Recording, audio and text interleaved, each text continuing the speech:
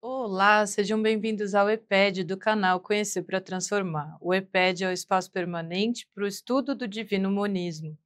Nesse espaço, nós estudamos as verdades divinas, ou seja, assuntos que podem nos ajudar a evoluir espiritualmente. O EPED 2024, do qual esse vídeo faz parte, tratou de 21 obras de Oswaldo Polidoro. E esse livro que eu estou apresentando é o último dessa série. O livro se chama Que Fizeste do Batismo do Espírito Santo. E esse é o nosso segundo encontro. No nosso primeiro encontro, fizemos um resumo da história da entrega de informes divinos na Terra, introduzimos alguns conceitos e falamos sobre o que são as mediunidades, para que servem e qual é a sua importância. E hoje vamos dar continuidade ao assunto e falar sobre a gravidade de se colocar contra a revelação ou o Espírito Santo. Mas antes disso, já se inscreve no canal, ativa o sininho para o YouTube te avisar dos nossos próximos vídeos e deixe o seu like.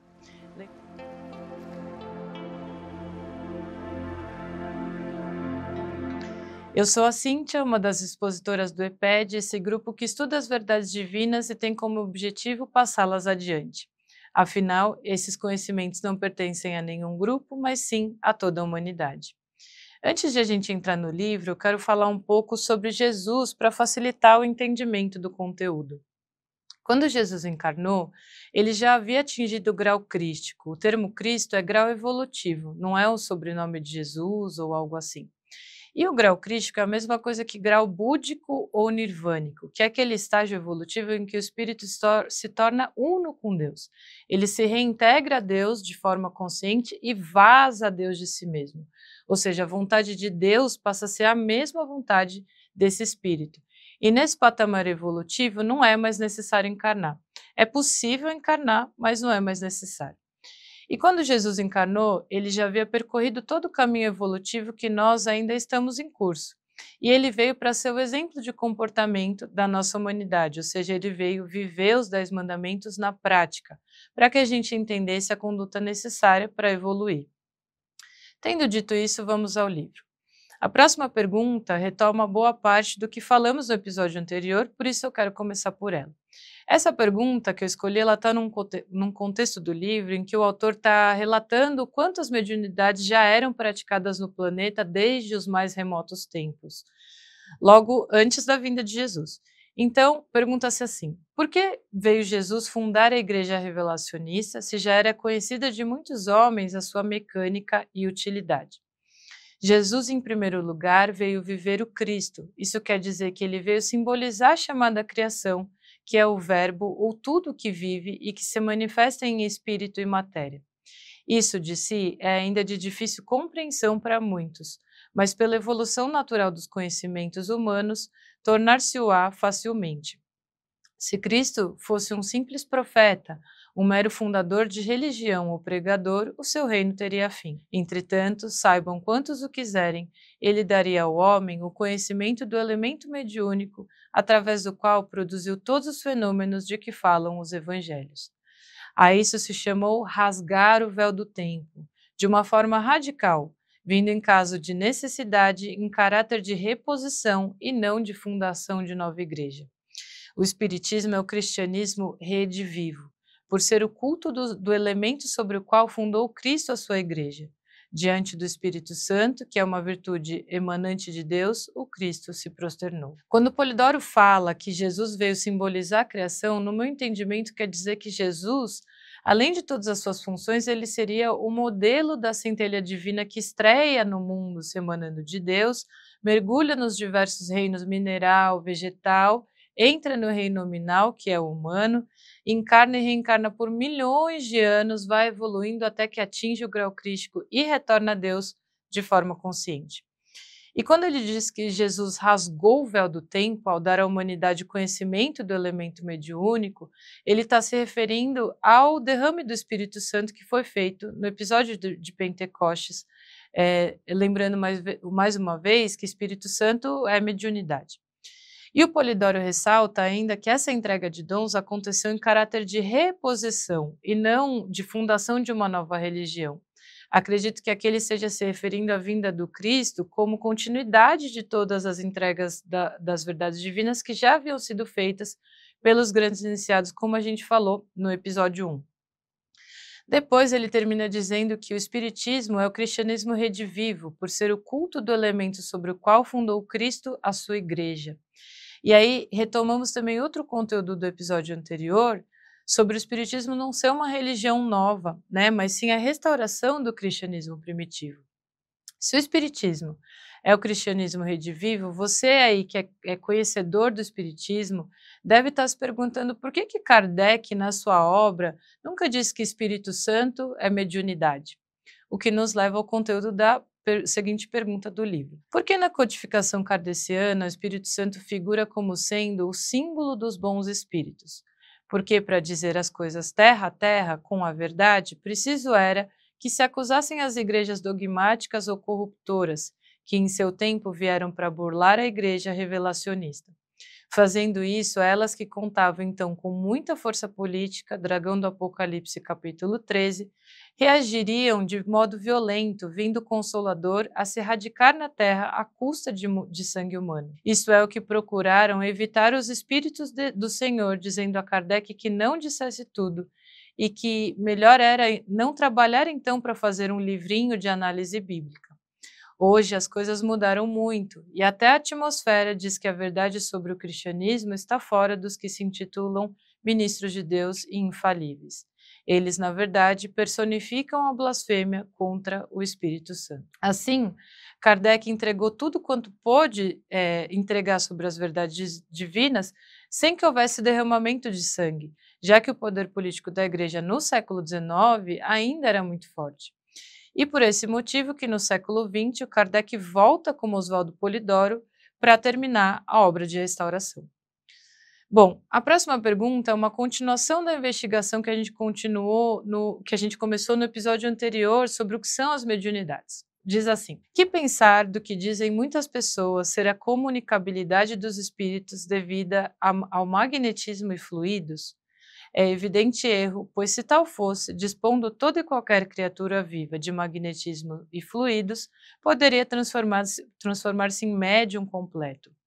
O magnetismo e o fluido são fatores que corroboram, mas o germe é o Espírito Santo, que se manifesta como mediunidade ou dom espiritual.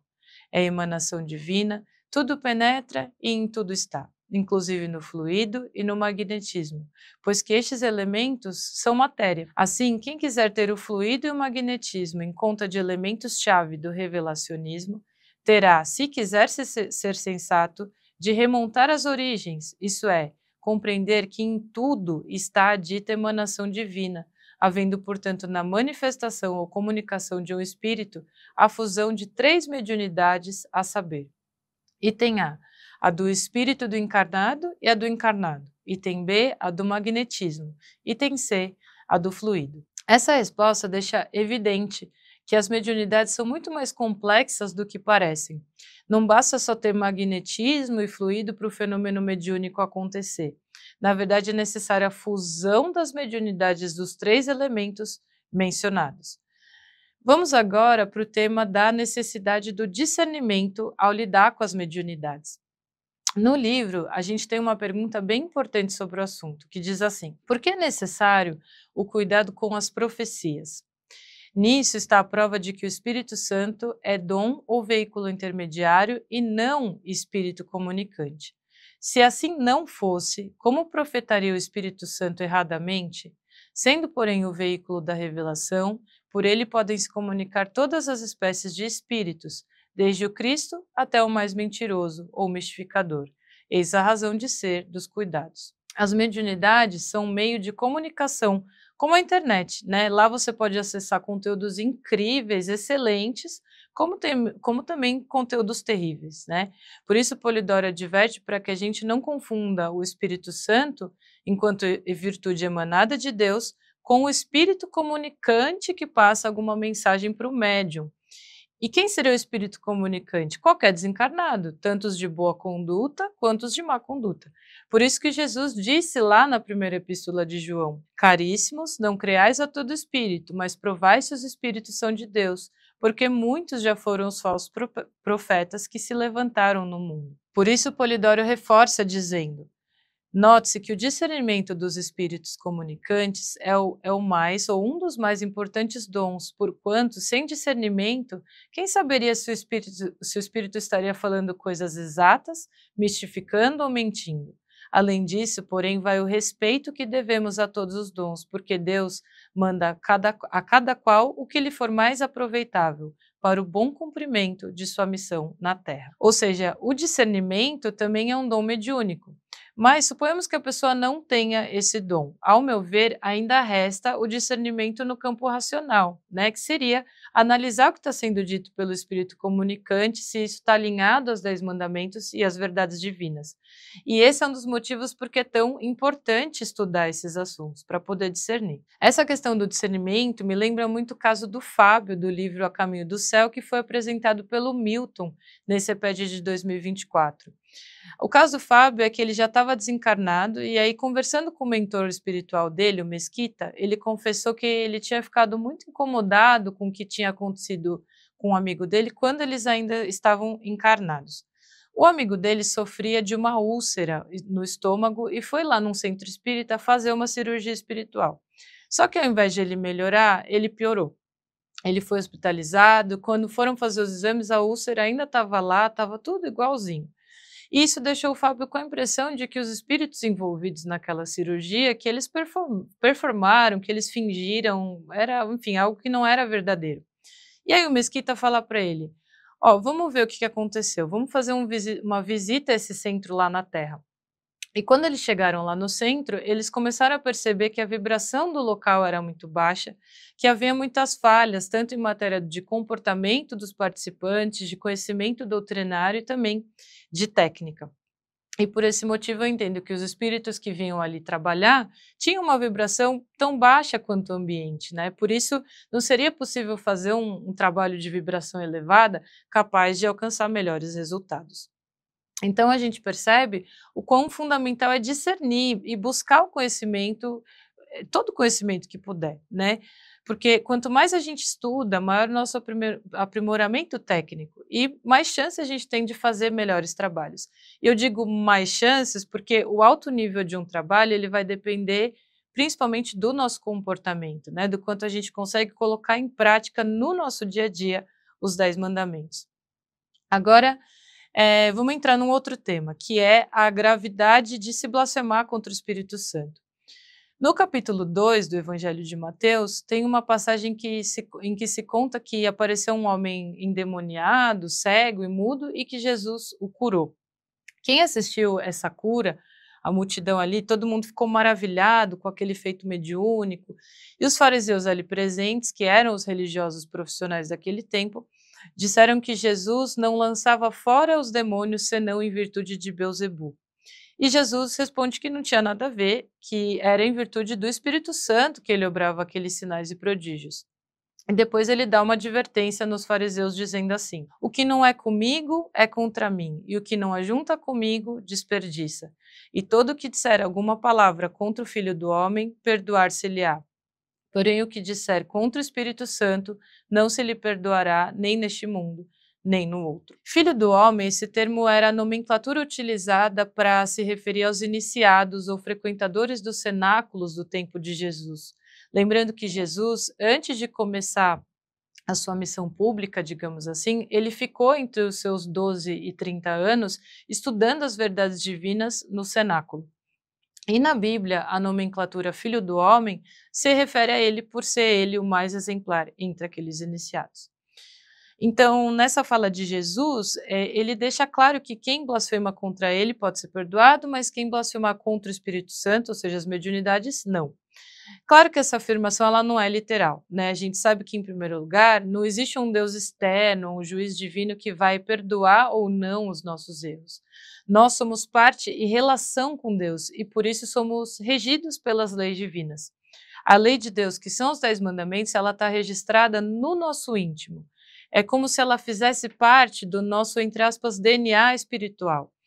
E conforme nós pensamos, sentimos e agimos a favor ou contra essa lei, vai acontecendo um registro automático dos nossos acertos ou erros no nosso perispírito. E todo erro cometido terá de ser ressarcido. tanto depois do desencarne quanto nas encarnações seguintes. Então, enfrentar as consequências dos nossos atos é algo natural. Ninguém externo nos obriga a qualquer coisa, né? E a próxima pergunta vai explicar justamente isso. Fala assim: que pensar do que chamavam ira de Deus? O que hoje se chama rigor da lei, a cada um segundo as suas obras, é equivalente a olho por olho, dente por dente. Apenas a Deus cumpre justiçar e não ao homem. Essa expressão olho por olho, dente por dente, que ficou conhecida como lei de talião, é a mesma coisa que dizer que tudo que por obra foi feito, por obra terá de ser ressarcido. Isso é o que se chama de pagar pelos nossos erros, né? Seja em forma de expiação ou de trabalho. E o Polidoro ainda ressalta que esse fazer pagar pelos erros, quem faz é a justiça divina e não os seres humanos encarnados. E acho que ele dá destaque para isso porque algumas culturas adotaram essa lei de Talião de forma literal, né, como os babilônios, os judeus e até mesmo os romanos. Inclusive, se referindo a essa aplicação literal, Jesus também condenou essa prática, né, no Sermão da Montanha, dizendo: ouvistes o que foi dito, olho por olho, dente por dente. Eu, porém, vos digo, não resistais ao mal, mas se alguém te bater na face direita, oferece-lhe também a outra. Ou seja, Jesus recomendou deixar de lado essa, entre aspas, vingança autorizada, né, e ao invés disso adotar a renúncia e o perdão.